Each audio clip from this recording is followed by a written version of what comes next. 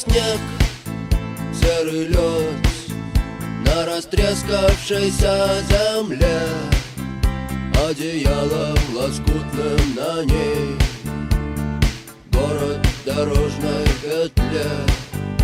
А над городом плывут облака, закрывая небесный свет, а над городом желтый дым. Hola a todos y todas, les damos la bienvenida al tercer capítulo de Revolcándonos en la basura neoliberal. Este es un programa que nace del periódico Aurora del Nuevo Chile y lo realizan sus editores. Presento a José Santa Cruz y mi nombre es Valentina Bruna. José, cuéntame. Antes de empezar, el equipo editorial de Aurora le envía un abrazo y un puño combativo a la comunidad y a las comunidades por la conmemoración del 28 de junio. No están solas ni solos. No están solas ni solos en este basural neoliberal. Sin duda, de nuevo, tuvimos una semana intensa. Me gustaría saber qué fue lo peor, al menos que se sintió. Que el presidente intentase meter su cola en los temas del Congreso o que se fuera otro pedófilo impune. Sí, yo creo que estuvo una semana mala, tipo libro de Paulo Coelho, con colaboración de Pilar Sordo, de ese grado de miserable la semana. Sí, lamentablemente, vale, estamos acostumbrándonos a la impunidad, bueno, estamos muy acostumbrados a la impunidad en Chile. Entonces, que se vaya un pedófilo nuevamente impune y encubridor, no nos debería sorprender. Pero bueno, el asunto es que en ese funeral se juntó una manga, un grupo de criminales, una banda de criminales, y bueno, porque está la familia Piñera y está la familia Chadwick, ¿no? Y hay uno con vocación de pequeño dictador. Sí, el presidente, nuestro no presidente. Sí, bueno, Piñera esa semana me parece que fue el día martes, fue justo después del escándalo del funeral de su tío Bernardino, en donde amenazó con hacer una comisión integrada por ex parlamentarios y gente muy experta para revisar las leyes que se proponen que tienden a ser institucionales y por consecuencia le entregan un gasto extra al fisco. Esto básicamente, si uno lo lee desde otro lugar, es algo así como camino a un autogolpe, involucrarse en los poderes de las cámaras, en el fondo. Sí, además, en esa línea lo preocupante es que salió la presidenta del Tribunal Constitucional, la María Luisa Abraham, apoyando la idea de Piñera de hacer un intervencionismo en la ya raquítica democracia representativa chilena, y parece que se están aferrando con uñas y dientes a la Constitución del 80 y que el escenario que se viene para adelante no, o sea, en esa dicotomía entre nueva Constitución y mantenernos en el régimen del 80, cada vez se está profundizando más en esta Constitución ilegítima del 80. Sí, es realmente, bueno, veo de la misma forma el panorama. La situación fue también, durante la semana se presentó a la Cámara del Senado el postnatal de emergencia, en donde se pensaba que se puede tener una mayoría, porque efectivamente hay mayoría en la oposición, pero nuevamente Letelier, Goich y no me acuerdo quién más, pero una ala del Partido Socialista y de la Democracia, dijeron que no. Entonces esto fue como fue una seguidilla de proyectos inconstitucionales que se presentaron, Piñera tomó eso para dar en esta conferencia de prensa esta amenaza, esta particular amenaza. Oye, yo creo que nosotros con el José hemos inaugurado una sección en este programa que se llama Negacionistas, y porque nosotros tomamos tweets de la contingencia y los analizamos, así que vamos a partir de esa sección que se llama Negacionistas con un tweet de Ricky Lake, que es como el capitán Planeta, ahora se hace llamar el Capitán Planeta. Leo el tweet, dice: Ricardo Lagos, con la partida del Monseñor Bernardino Piñera, se va un grande que honró a la Iglesia Católica. Su extenso camino apostólico estuvo siempre del lado de los más necesitados y marcó la vida de muchos. Sus enseñanzas quedarán como una fuerte inspiración para todos los chilenos.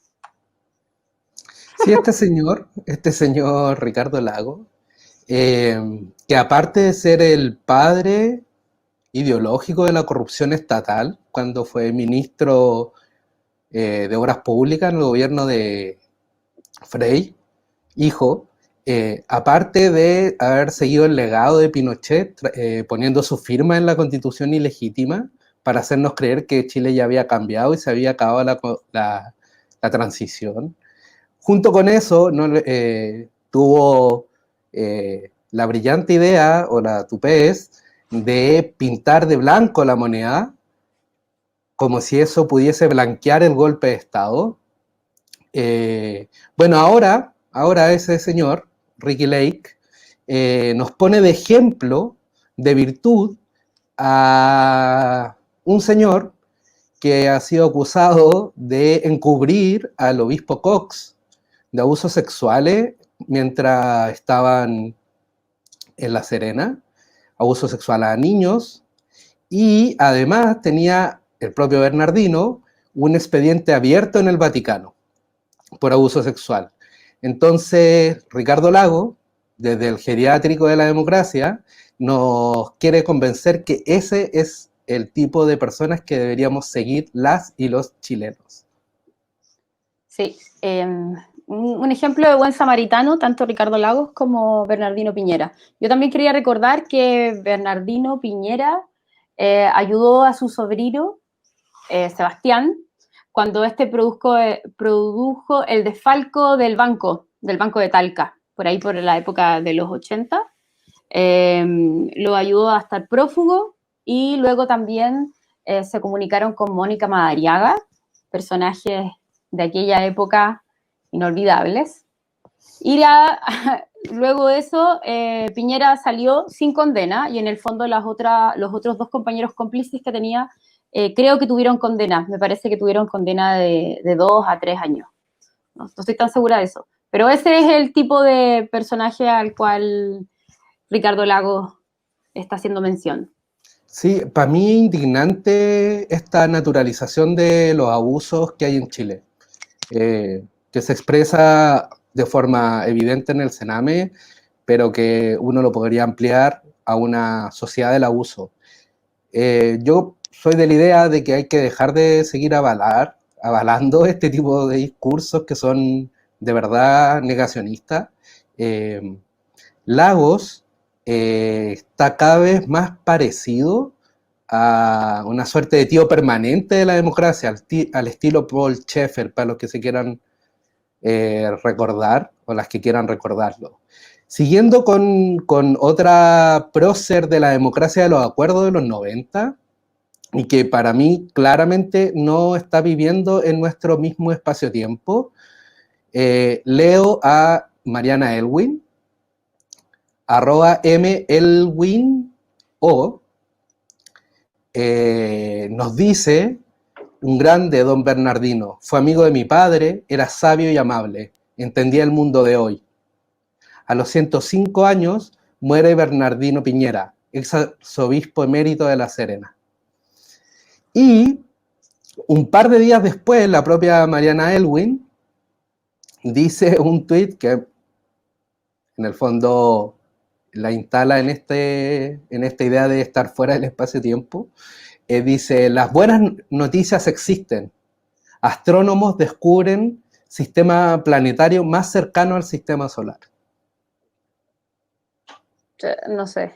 Yo creo que algunas acciones, en teoría, buenas que pudiese haber hecho Bernardino, parece que lo exculpan de haber encubierto a curas pedófilos. Me parece que esa doble moralidad de la concerta y de la democracia es realmente, no sé, chocante, abismante, miserable.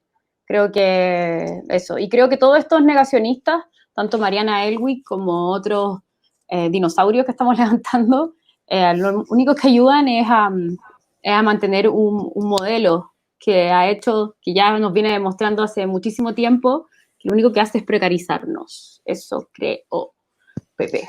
Sí, a mí me hace explotar la cabeza que en todo el... Sí, así, ¿Quieres derechamente. explotar la cabeza? Es que en todo este contexto, la Mariana Elwin esté pensando en sistemas solares. Claramente la pone como en un mundo paralelo. Sí, lo que pasa es que yo creo que no tienen el sentido de realidad. Y ahí podemos también ponernos a pensar qué es lo que pasó en la semana, por ejemplo, con el jardín infantil, este jardín infantil que se encontró clandestino en Maipú y que al final se descubrió que lo ocupaban trabajadoras de Fruna. Entonces, tú te encuentras en la semana con ese tipo de noticias y te encuentras con una ex ministra que habla del sistema solar. Entonces ahí dices, oh, no sé, sí, te hace explotar la cabeza. Sí, además es ex ministra de Educación Sí. y en su perfil de Twitter dice que ella es profesora. Entonces, algo le debería haber hecho ruido que las trabajadoras estuviesen siendo obligadas a llevar a sus hijos a estos jardines infantiles clandestinos. Sí, Totalmente. Así es, querido. Vamos, yo creo que, a ver, no sé si nos recordamos, pero siguiendo con otros personajes que viven en un mundo paralelo, igual yo creo que siempre ha vivido en un mundo paralelo. Rescatamos en la semana un tuit de Rafael Gumucio, porque la idea también es ver estos personajes que están como en los bordes, que igual hablan de política. Bueno, está el escritor Rafael Gumucio, que proviene de una familia falangista, de tradición falangista, y el tuit dice: no hay ejemplo más patente de la cobardía contemporánea que dedicarse a derribar estatuas que no puedan defenderse. Este personajillo, bueno, Rafael Gumucio, en su tiempo fue uno de los principales rostros del canal Rock and Pop, considerado un rebelde e irónico humorista. Bueno, también creó el departamento de humor en la Universidad Diego Portales, si no me equivoco, y él era el director de ese departamento. Para estudiar humor, para estudiar el humor. Bueno, eso es un privilegio de clase, siento yo. Bueno, Gumucio en esos ejercicios básicamente está preocupado por las estatuas. Y haciendo alarde de su supuesta afilada lengua irónica, trata con humor algo que yo creo que todavía no estamos valorando, probablemente porque está muy encima, a un evento sin precedente en la historia de la humanidad, que es la renuncia que está haciendo una parte importante de la población de este planeta a la superioridad blanca en el mundo. Absolutamente. Sí, yo creo que Gumucio pertenece a ese grupito de la Concerta, en donde está, no sé, están también el Marcello Chicali, está este otro personaje que también es un poco de la generación que nosotros nos criamos del canal Rock and Pop, ¿cómo se llama? Ángel Carcavilla, con los cuales tengo algunos serios problemas de misoginia naturalizada, así que pasaría, pasó de largo Gumucio. Sí, además fue muy interesante porque la Rock and Pop se transformó como en un supuesto bastión de la crítica en los años 90, del tipo de crítica que se podía hacer en los años 90, y ahora tenemos al Iván Valenzuela siendo un defensor del conservadurismo. ¿No? Dime. La Montserrat también, la Álvarez, ¿o no? La Montserrat Álvarez, el Sergio Lago. La Soledad Neto. Eso no la recuerdo. Bueno, la Sí, Consuelo creo que Saavedra. sí, viste, todos los buenos periodistas, todo el ramillete de buenos que tiene el periodismo hoy actualmente en Chile, partieron de la rock and pop. Nosotros éramos adolescentes en la época de la rock and pop y queríamos ser un poco, o sea, no sé si como ellos, pero era un referente, como tú decís, de rebeldía. Y resulta que ahora vemos a esos periodistas, eh, no sé, animando las noticias de la mañana. ¿Sabes? Sí. Eso no es el problema es que lo animan desde un lugar cómodo, sin ningún aporte, sin ninguna crítica a este sistema. O sea, no periodismo, ¿cachai? Solo informan, lee la noticia. No, pero, se pusieron a hablar en el espacio del poder.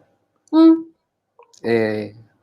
Y cuando el poder te permite hablar, en el fondo lo que pasa es que habla lo que quiere que hable el poder.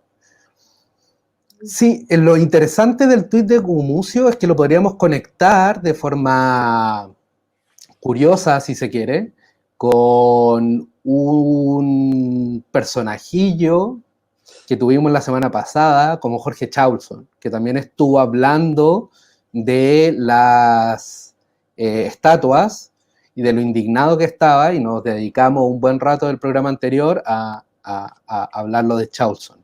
Entonces tenemos Gumucio, Chaulson, y se suma en esta defensa de la blanquitud europea, que más vale empezar a desterrar, se le suma otro compañero al carro, un señor llamado Axel Kaiser. Este apareció en su momento como uno de los referentes de la derecha liberal, yo diría extrema derecha, abiertamente, supuestamente también siendo un personaje que apelaba a la incorrección política. Se paseó por algunos países de América hablando en contra de los supuestos gobiernos populistas de izquierdas, que todavía no los conocemos, y ahora anda diciendo que a personas como él, recordemos, Axel Kaiser, hay una cacería de brujas a personas como él porque piensan como piensan.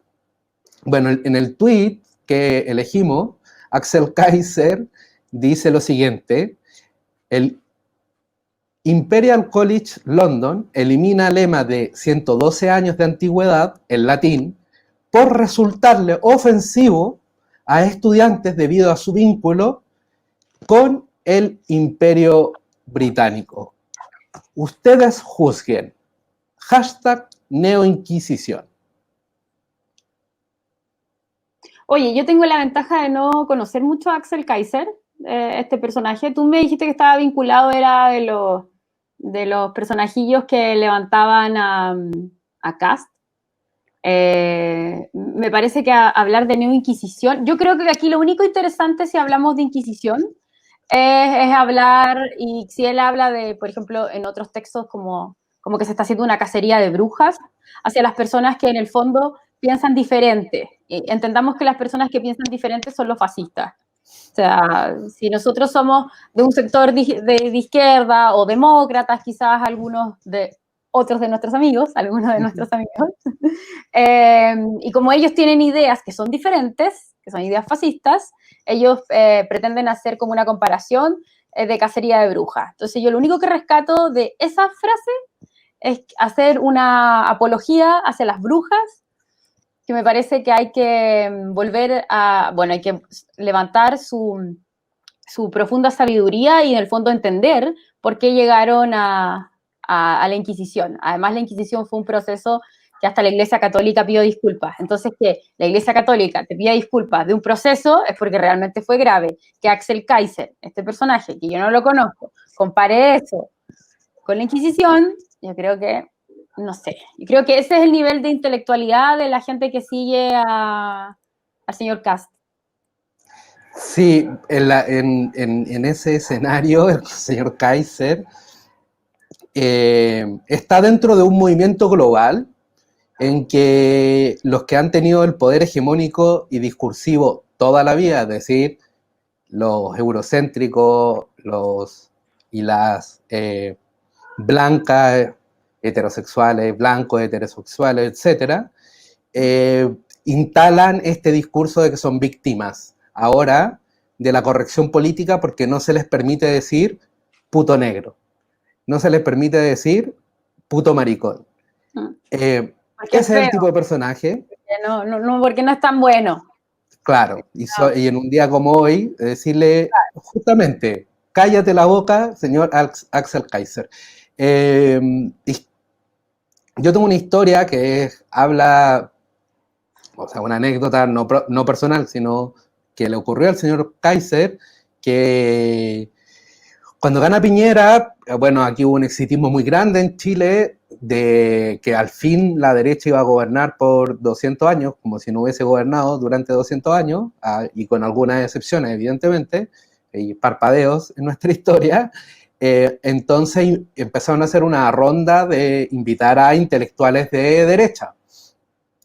Y uno de esos intelectuales de derecha a nivel global para el mundo castellano parlante es Vargas Llosa, el escritor peruano.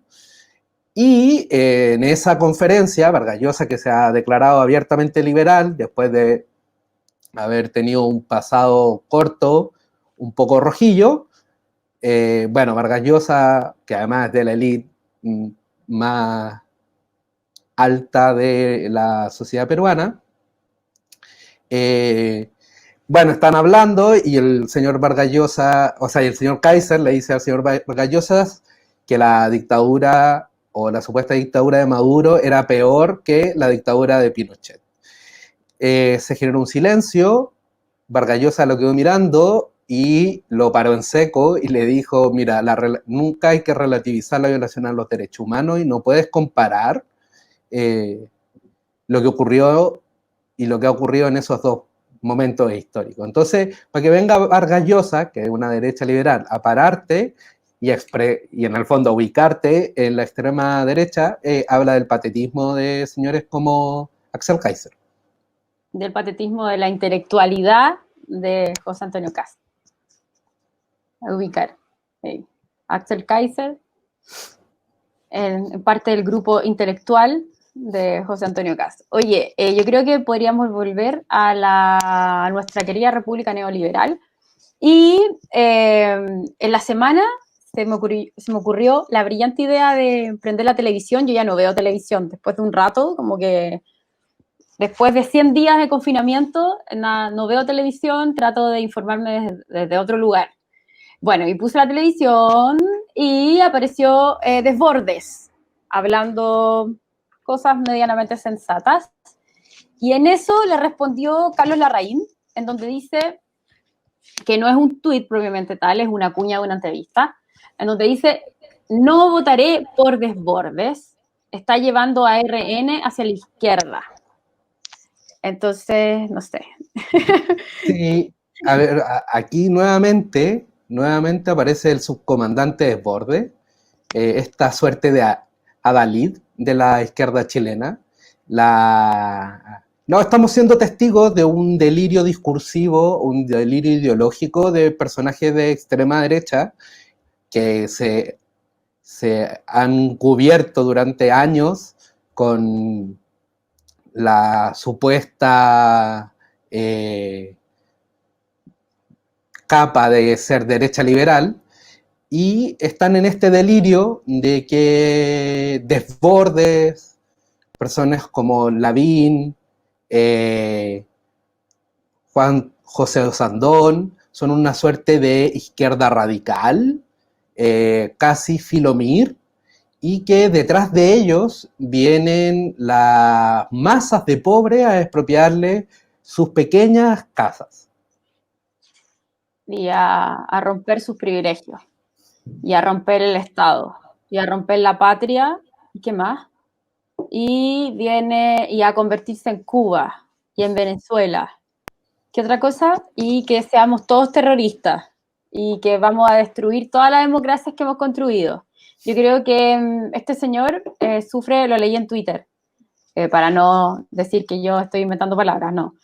Sufre de como lo que sería la comunistitis, eso que todas las personas que... yo creo que esto es una neoinquisición, Yo me estoy sintiendo en una neo-inquisición. Y creo que todas las personas que no opinan como ellos, o que no entienden que nosotros estemos de acuerdo en que ellos sigan, no sé, optando por sus privilegios, somos comunistas. Es Sí, mira, comunista. Es comunista. sigamos con otro negacionista. Esta vez nos va a sorprender quizás en un inicio, porque vamos a pensar que es otro personaje. El diputado Juan Antonio Coloma. Pero Espérame, te voy a poner... Oye, pero tú tenías algo que decir sobre... yo me acuerdo, una vez me contaste, sobre el tema de los comunistas. Un profesor tuyo parece. no, bueno, es un profesor mío cuando estudiaba en el colegio, decía que en el fondo la derecha nunca ha sabido distinguir con claridad cuál es la diferencia entre un comunista y un repollo. Entonces, a partir de eso, cualquier persona que considere que no hay que abusar de alguien es un comunista, básicamente. Entonces, no hay mucho que hacerle, creo yo. Sí. Pero bueno, en esa línea de no lograr distinguir entre un comunista y un repollo, está el diputado Juan Antonio Coloma Jr., que haciendo honor a su padre, escribió lo siguiente: @tono Coloma. Cuando una mujer alega violación a los derechos humanos, le crees de inmediato. Supuestamente ellos le creen. Pero cuando esa mujer es #carabinera, inmediatamente pones en duda su declaración. Esto es una discriminación inaceptable contra las carabineras por solo vestir el uniforme. Sí, yo no sé si Coloma... bueno, primero me parece espantoso que el hijo de Coloma sea diputado. Como que no sé, pero bueno. Las familias. Sí, las familias. Yo creo que Coloma cae siempre como en esta pugna, que en el fondo se defiende, por ejemplo, el movimiento feminista solo defiende a las mujeres feministas y a una mujer carabinera no la defiende. Yo creo que hay que hacer una distinción, que la mujer carabinera, cuando está vestida efectivamente de carabinera, proviene de una institución que ha reprimido, oprimido y violado los derechos humanos. Yo no sé si... Deduzco que este post lo hizo por... Me duelen un poco los ojos, estoy así como... deduzco que este post lo hizo Twitter lo hizo por la situación de los carabineros que no fueron atendidos en los hospitales. Al parecer tiene que ver con ese escenario. Como de esa línea, claro, porque ahí entendamos el contexto. Me parece que se estaba pidiendo que los carabineros fueran atendidos antes, cuando el hospital público está absolutamente colapsado. Y por otro tema que tiene, o sea, como una mini explicación, es que si en algún momento una carabinera fuera, por ejemplo, víctima de violencia machista, o fuese víctima de su esposo agresor, obviamente que uno no ve su uniforme. No sé si me explico un poco lo que estoy diciendo. Entonces, al final, Coloma hace un poco lo mismo que hacía la no ministra, esto de revoltijo, ¿cachai? Es que ustedes no defienden a todas las mujeres, no todas las mujeres son posibles, no sé, son un sujeto para ser protegidas, ¿cachai? No sé, cruces. En el fondo es la misma idea de volver al victimario víctima. Claro. En este caso, discursivamente, porque la carabinera particularmente no es victimaria inicialmente, no lo sabemos. No. Pero a la institución, porque en el fondo a Coloma le da lo mismo. La carabinera lo que quiere es hablar de carabineros y de defender la institución. Mira, yo inauguraría otra sección, no sé si te parece, los colaboracionistas. Sí, me parece. Ya lo habíamos empezado esta sección en nuestro Instagram, pero siempre se pueden encontrar nuevos personajes. Empecemos por el exministro, economista, ex DC, fundador de un fracasado partido llamado Ciudadanos, ese que duró menos que un peo en un canasto, y quizás, yo creo que es más probable que sea más conocido por ser el esposo de la periodista Consuelo Saavedra, de la Rock and Pop, ya la habíamos nombrado. En el contexto del acuerdo político entre gallo y medianoche de la oposición y el régimen actual, que no hay que olvidar que fue demostrada su violación permanente a los derechos humanos, sobre el ingreso mínimo familiar, pone el siguiente tweet, @Andrés Velasco. Es un buen acuerdo. La política vuelve a demostrar que con menos ideología y más diálogo se pueden lograr cosas importantes para Chile. Ay, nunca me ha simpatizado tanto ni Andrés Velasco ni su esposa. Primero, a nadie le importa lo que yo opine de ellos, pero... Segundo, yo creo que deduzco este lenguajillo de despolitización del momento, como que esta gran tragedia que estamos viviendo, que obvio que es una gran tragedia global, pero que la forma que ha encontrado el gobierno de cómo se enfrenta no tiene vinculación con una política, no tiene vinculación con un lado político, no tiene, o sea, que las políticas públicas que actualmente tenemos para enfrentar esta pandemia, nada tienen que ver con política. ¿Está? Eso creo que por lo menos es lo que yo deduzco del tuit de este caballero, de este señor. Sí, y esta idea... Perdón, me parece que es lo típico como de meter un poco... ¿Cómo diría mi abuelita? El dedo adentro de la boca, quizás de personas que a lo mejor no hacen esta lectura simplemente, ¿cachai? No. Sí, y esta idea, yo acompañaría esta idea de hacer política sin ideología. Claramente, Andrés Velasco quiere meternos el dedo en la boca porque presupone que no nos damos cuenta que su propia posición discursiva de lo que está diciendo es ideológica. Obvio. Como si el gobierno no tuviese ideología y como si nadie tuviese ideología, como si en Chile hubiésemos pasado 30 años sin ideología.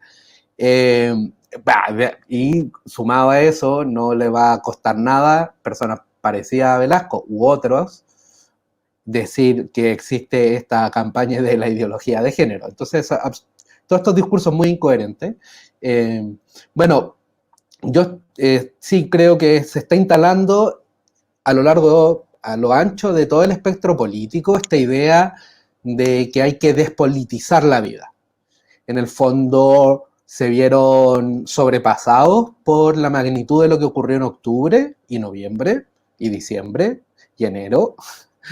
Y este tipo de tweet o este tipo de comentarios que los podemos escuchar en mucha gente responden al terror, y esa es como la imagen que yo tengo, el terror que les produjo la rebelión de octubre.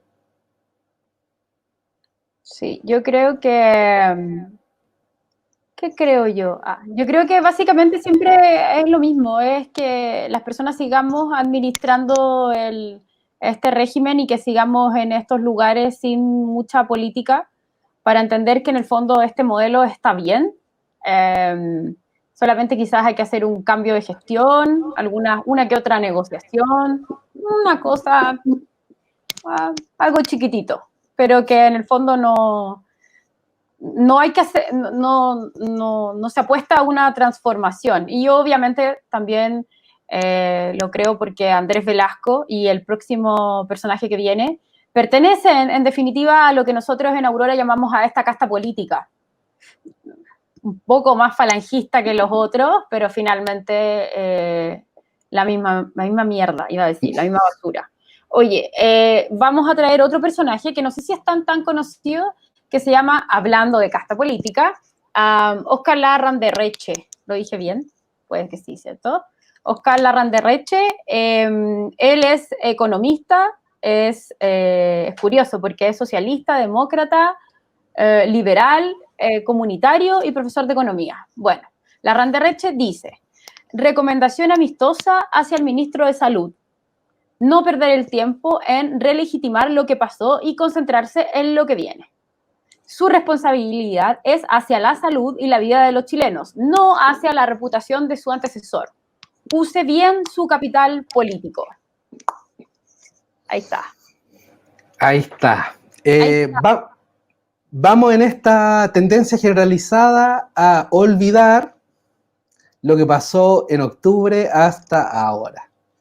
Las próximas semanas va a aumentar esto, porque todos están empezando a hablar en una clave de normalidad democrática.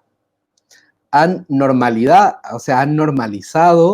que en la moneda tengamos la presencia del responsable de la violación de los derechos humanos recientes. Personajes políticos recomiendan, bueno, en este caso Oscar Landerreche, le recomiendan cosas al Ejecutivo, como si no estuviésemos viviendo realmente las consecuencias de las acciones del gobierno que mataron a un montón de personas durante la revuelta social, y que sus medidas sanitarias terminan matando a mucha gente que podría no estar muerta ahora. Es decir, necropolítica clásica. Sí. Sí, el escenario siento que no está bueno. A mí lo que me llama la atención de su tweet es: dice, use bien su capital político. Creo que su lenguaje dilucida su vinculación, pero no tan solo de él. En el fondo, que hace rato que se empezaron a cruzar los lenguajes económicos con los lenguajes políticos, y los lenguajes económicos que nuevamente tienen relación con la economía neoliberal. Entonces, al final se convierten en uno. ¿Sí?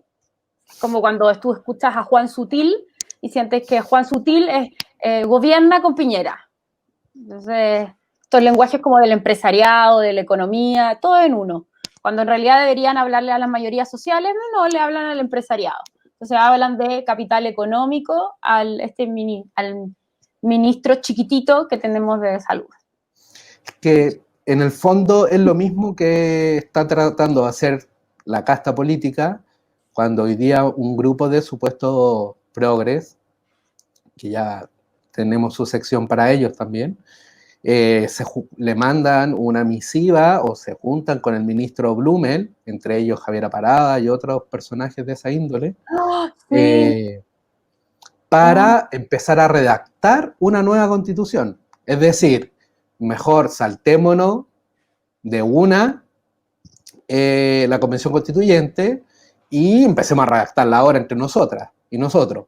Es decir, es la casta, es que están expresando con claridad qué es la casta.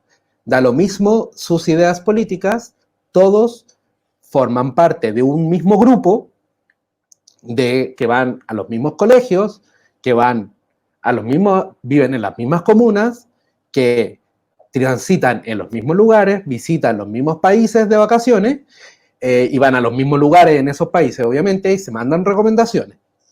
Se casan entre ellos. Mayoritariamente primos y primas, y ellas son los dueños de este país. Entonces, toda posibilidad democrática los desborda. Entonces, mejor nos saltamos eso y vamos derecho a proponerle que empecemos a redactar la nueva constitución a Blumel.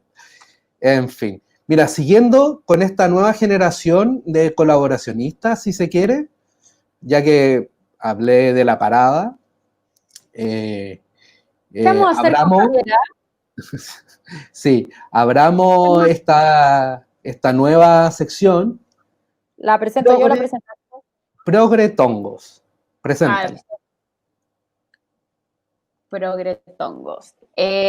Bueno, antes estábamos hablando de los colaboracionistas, que fueron como los gobiernos de la nueva mayoría, la nueva pechoría. Me acuerdo que tenía un compañero en la universidad que decía eso. Entonces ahora elegimos un par de compañeros más jóvenes, que son algo así como los millennials, pero todavía no son colaboracionistas, porque de hecho llevan muy poco rato también en cargos políticos, entonces se llaman los progretongos.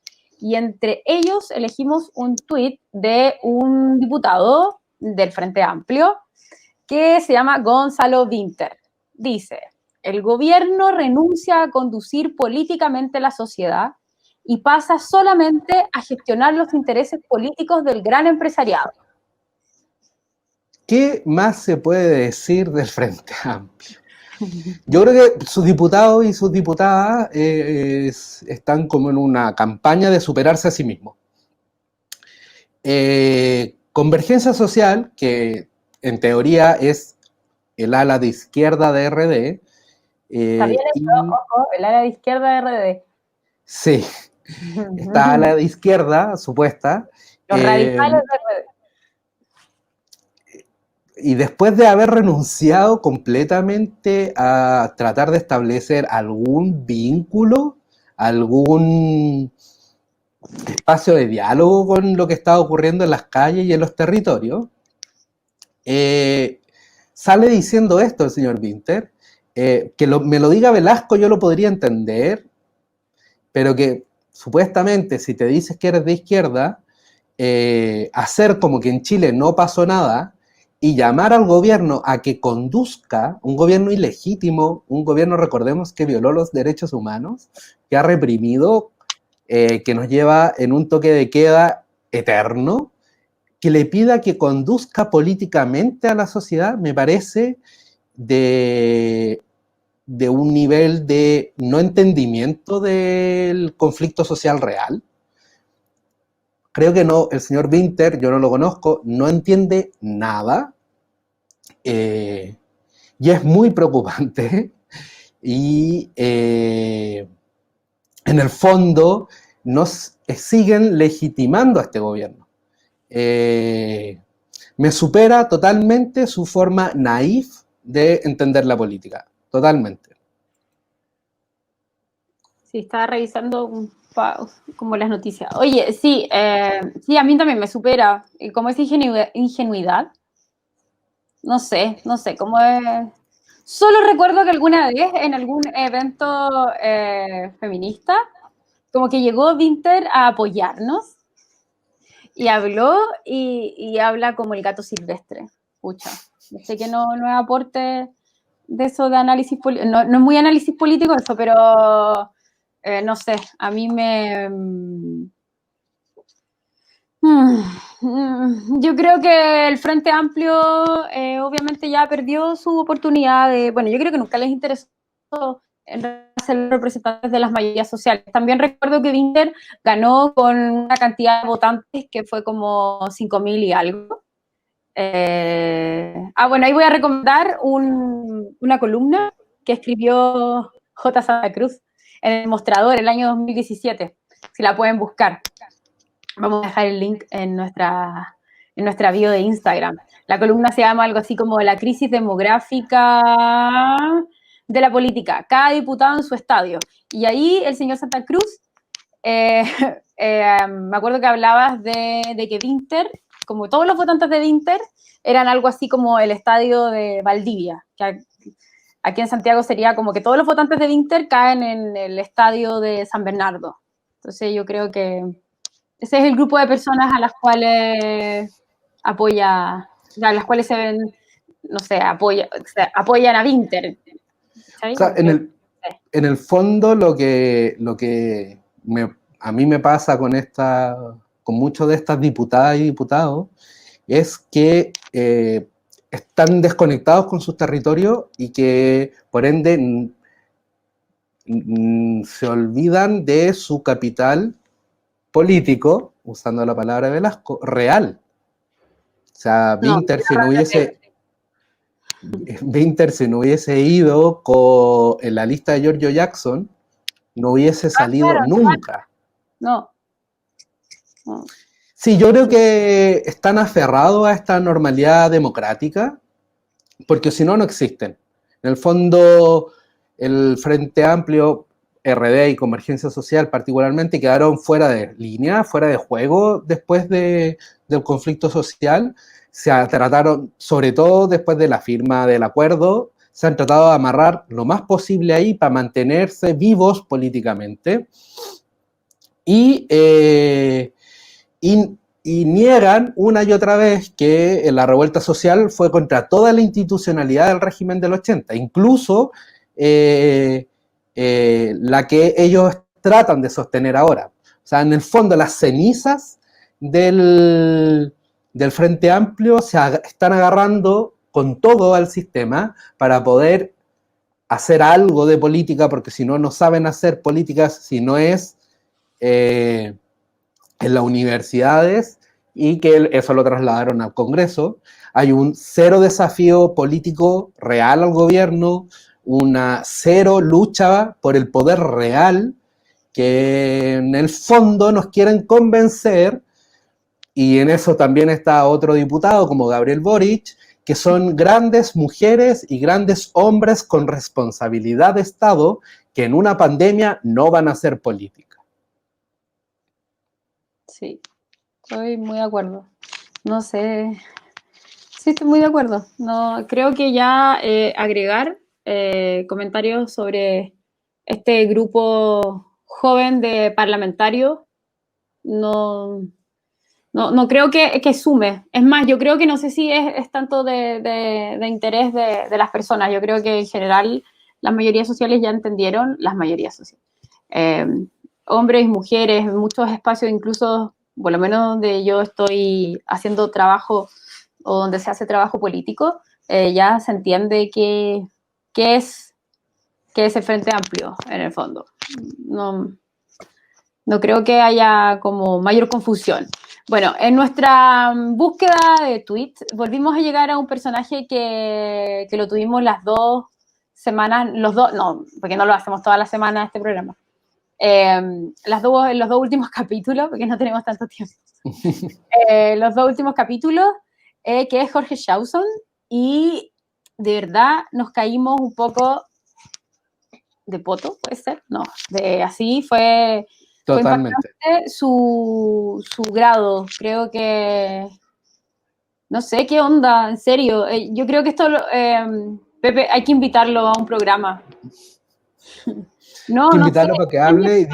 Es nefasto. Por favor, si tienen Twitter, de repente métanse a su Twitter y no sé, llenémoslo de GIF de algo, weón. Es nefasto. Y creo que personajes como él, de verdad, hay que vetarlos. O sea, no deberíamos darle pantalla ahora, pero realmente te hace entender cómo funcionan o cómo hablan un grupo de personas que creen que, básicamente, que ganaron, ¿no? Básicamente que es legítimo el discurso que tienen, el discurso de odio que plantean, que es legítimo ver transmitir eso, ¿cachai? Por último, transmítelo en tu familia fascista el día domingo a puertas cerradas, pero no en Twitter. O sea, no sé, creo que es nefasto. Bueno, porque elegimos 2, pero hay un tercero que yo lo recuerdo, que es, pero, de un clasismo asqueroso. Ya, ahí está. Ese lo tengo que leer yo. ¿Lo leo yo? Bueno, sí, dale. Dice: no siento ninguna pena por la triste noticia del desplome del Instituto Nacional y del INBA. Los estudiantes y apoderados cómplices son los responsables. Yo leo el segundo. En esta misma línea, @JS dice: así como los alumnos y apoderados apoyaron las tomas del Instituto Nacional e INBA, que los destruyeron, muchos comerciantes de la zona cero apoyaron con entusiasmo la violencia social que terminó arrasando con sus negocios. Liguria, por ejemplo. Este es un caramelo para que... No sé. Es solo dejarlo ahí. Se valora en sí mismo. ¿Y cómo no iba a ser miserable esta semana si tenemos este tipo de declaraciones en las redes sociales? Yo creo que estamos cada vez más en el peor basural neoliberal de este mundo. Bueno, pero además el tercer tweet era algo así como, ahora me doy cuenta de todo el trabajo que hace mi nana. Algo así, ¿o no? Sí, era como... Sí, dice, no dice nana porque la corrección progre le dice empleada doméstica. Ah, chuta. Bueno. ¿Por qué? Porque había aprendido a planchar, básicamente, que lo había dicho en un tweet anterior. Lo que había dicho en un tweet anterior. Y además tuitea mucho, pues, mucho tiempo. Bueno, después de la selección de todos estos tweets semanales, les damos las gracias por haber sintonizado Revolcándonos en la basura neoliberal.